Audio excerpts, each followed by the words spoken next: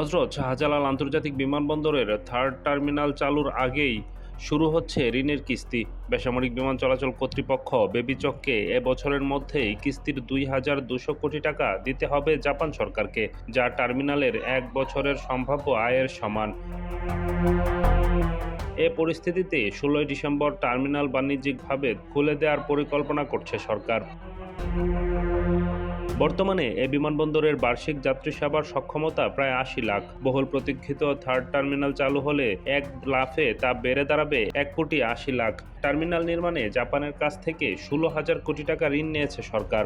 কথা ছিল টার্মিনাল পরিচালনাও করবে জাপান, কিন্তু অন্তর্বর্তী সরকার জাপানের সঙ্গে চুক্তি করা থেকে সরে আসে।